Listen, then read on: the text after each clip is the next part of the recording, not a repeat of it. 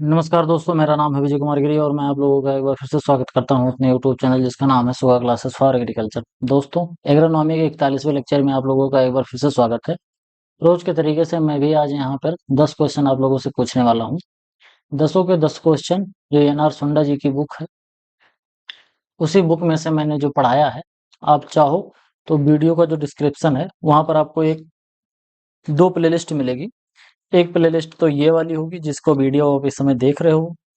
दूसरी प्लेलिस्ट आपके पास होगी एक कॉम्पिटिटिव बुक ऑफ एग्रीकल्चर नाम से।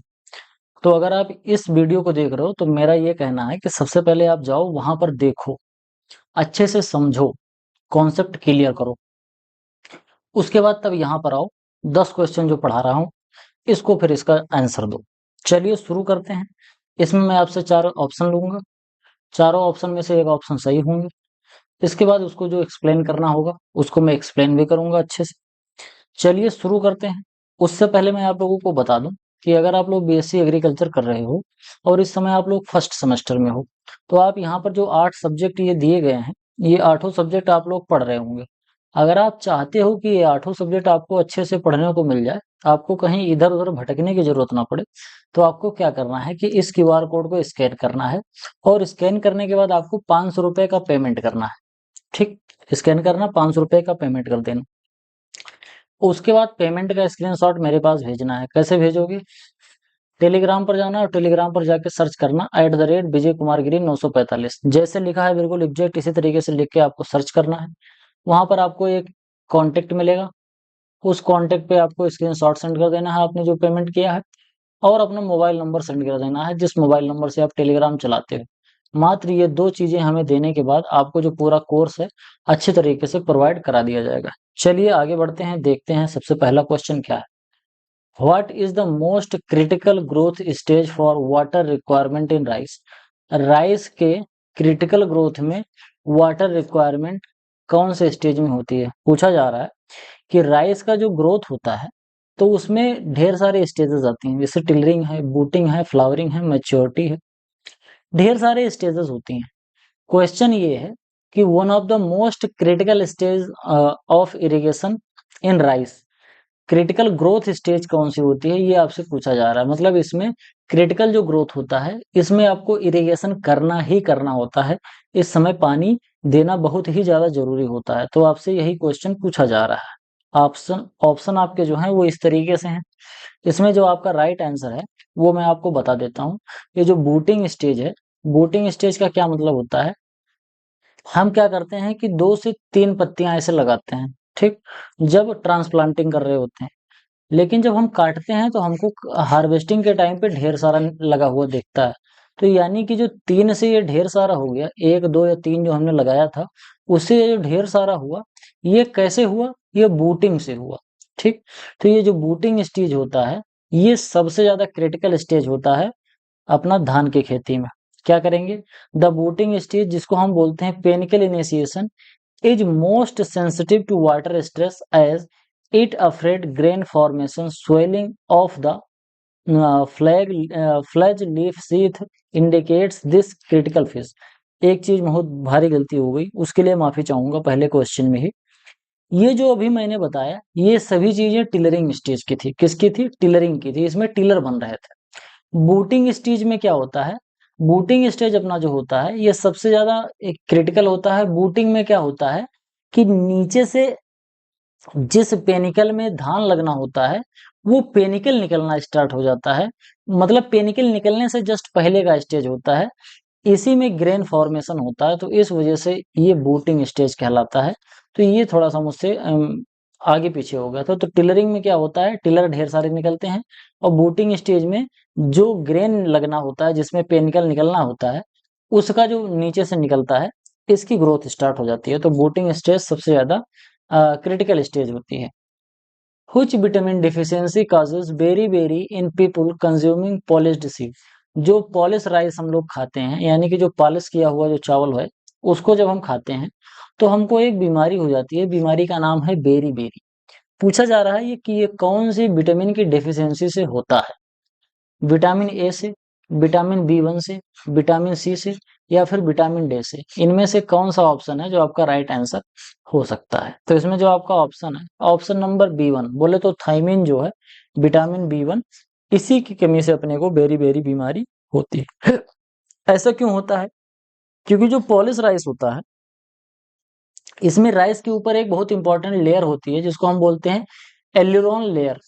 जब आप धान का हस्क निकालते हो, धान का जब छिलका निकालते हो, तो आप कभी ध्यान से इसको ऑब्जर्व करना कि जो चावल होता है उसके ऊपर हल्का सा सफेद कलर का एक परत होती है जिसको हम एल्यूरोन लेयर बोलते हैं, जो कि किसकी बनी होती है? थायमीन की बनी होती है, थायमीन की होती है।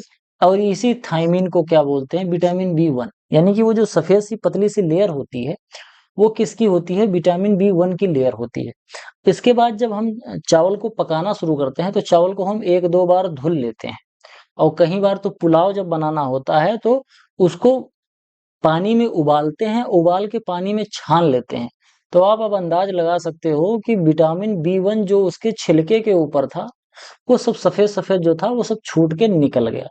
तो बार बार अगर हम पॉलिश सीड ज्यादा खाएंगे, पॉलिश राइस, तो बेरी बेरी होने की संभावना ज्यादा हो जाती है। इसी वजह से जो प्रो बॉइल्ड राइस होता है, जिसको हम हमारे यहाँ पर लोकल भाषा में कहते हैं भुजिया चावल, इसमें क्या करते हैं कि धान को पहले उबाल लेते हैं।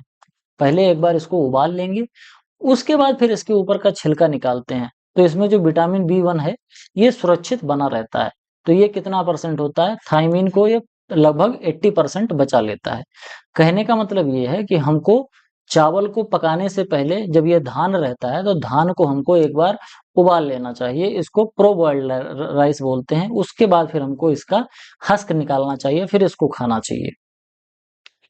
आगे बात करते हैं, what is the primary gas emitted from flooded rice field? जो पानी भरे हुए धान के खेत होते हैं, उनमें मुख्यतः कौन सी गैस निकलती है? जब खेत में पानी भर जाता है, तो पानी के अंदर और मिट्टी के अंदर जो ऑर्गेनिक वेस्ट होते हैं, वो सब सड़ने लगते हैं। और वो जब सड़ते हैं तो उनकी वजह से एक गैस निकलती है। क्वेश्चन है कि कौन सी गैस निकलती है? कार्बन डाइऑक्साइड निकलता है, कि नाइट्रस ऑक्साइड निकलता है, मीथेन निकलता है, या फिर अमोनिया निकलता है?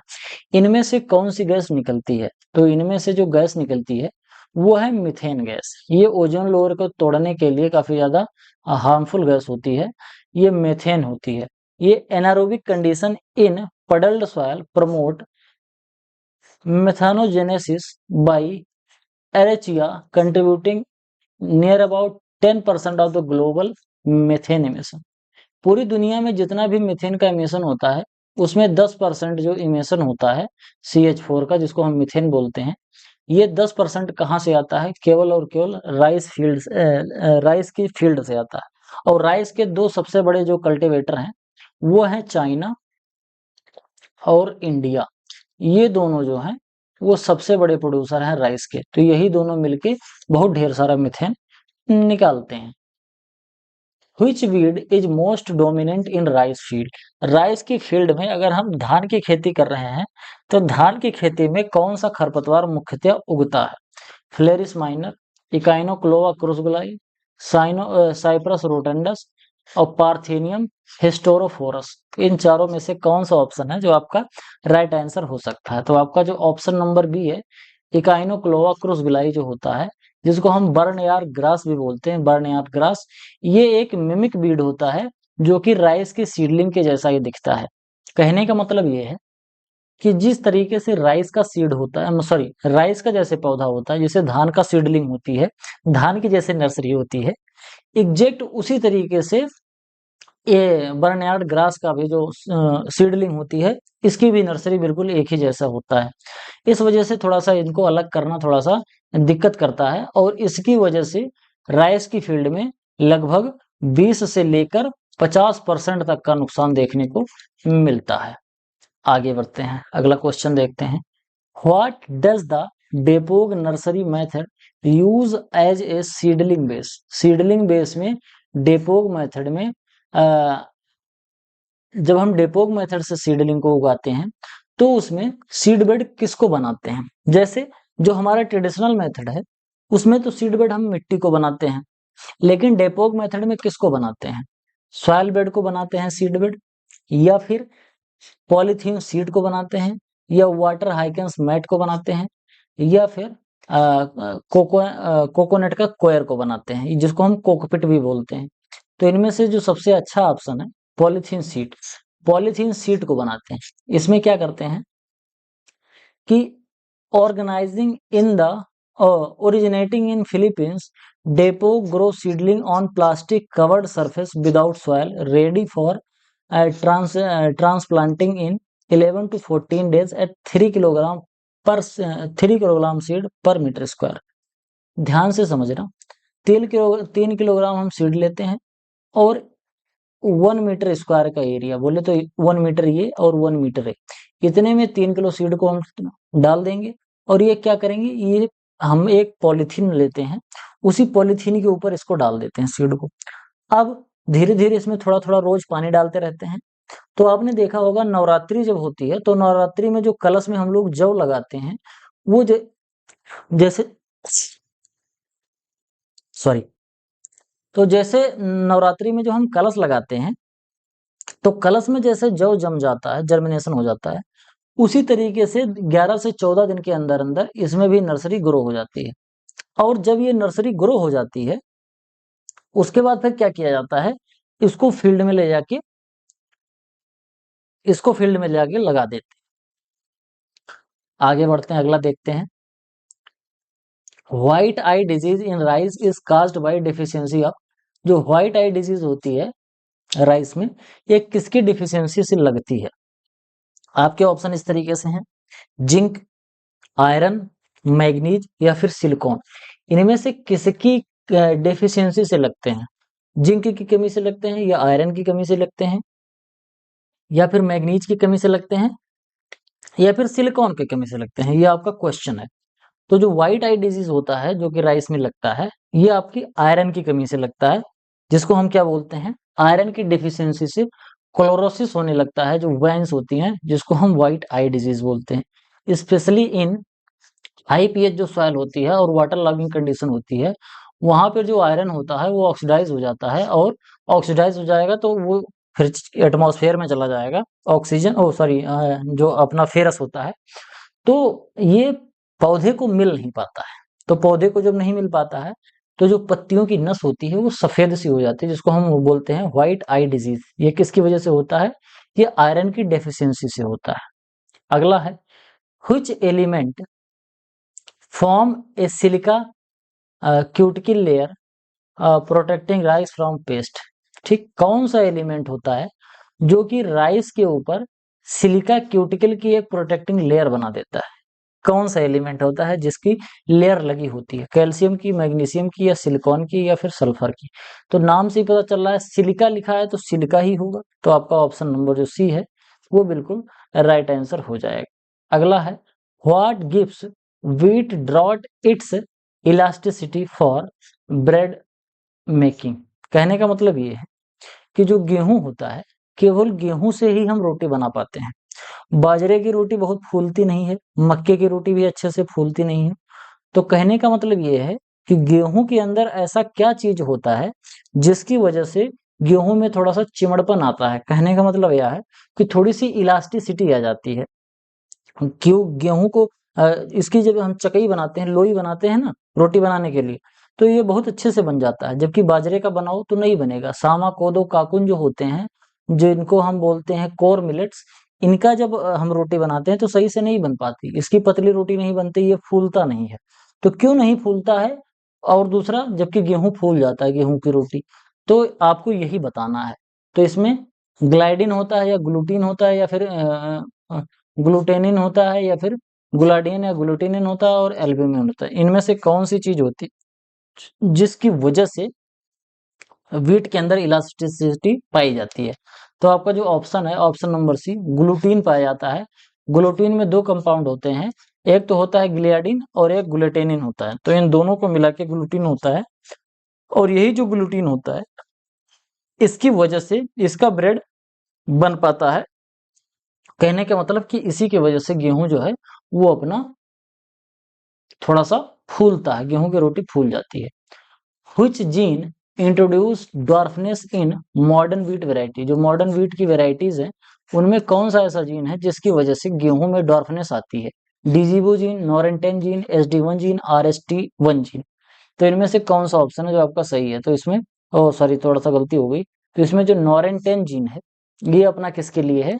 ये अपना व्हीट के लिए है। ये जो अगला क्वेश्चन था वो यहाँ पर आ गया है, थोड़ी सी गलती हो गई है।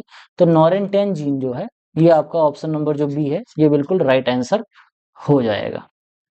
आगे बात करते हैं टेस्ट वेट।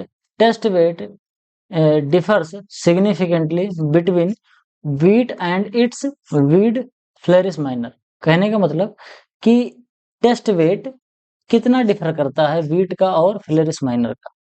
10 ग्राम, 20 ग्राम, 35 ग्राम और 40 ग्राम। तो इसमें जो आपका राइट आंसर है वो है 38 ग्राम। वीट का ग्रेन जो होता है वो 2 ग्राम का 40 ग्राम का होता है, जबकि फ्लेरिस माइनर का 2 ग्राम का होता है। तो इनके बीच में जो डिफरेंस होता है वो कितने का होता है? 38 का होता है। एक साथ दो क्वेश्चन पूछे गए थे।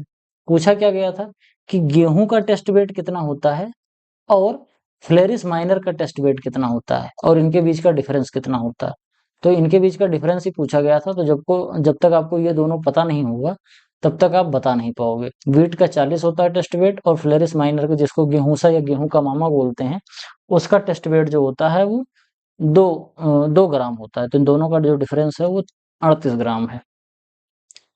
तो आपके जो 10 क्वेश्चन है वो कंप्लीट हुए। अगर क्वेश्चन आपको अच्छे से पसंद आ रहा हो तो क्वेश्चन, वीडियो अच्छी लगी हो तो वीडियो को लाइक करें। थोड़ा सा गले में थोड़ी सी दिक्कत हो गई थी तो इस वजह से थोड़ा सा बीच में मैं डिस्टर्ब हो गया था। वीडियो पसंद आया हो तो वीडियो को लाइक जरूर करिए, हमें फाइनेंशियली जरूर सपोर्ट करिए। चैनल को सब्सक्राइब नहीं किया हो तो चैनल को सब्सक्राइब करिए। आपके जो भी सुझाव हैं कमेंट बॉक्स में जरूर लिखिए। इसके साथ साथ अपने दोस्तों के साथ चैनल को ज्यादा से ज्यादा शेयर करिए। मिलते हैं किसी दूसरी वीडियो में, तब तक के लिए इजाजत दीजिए। धन्यवाद।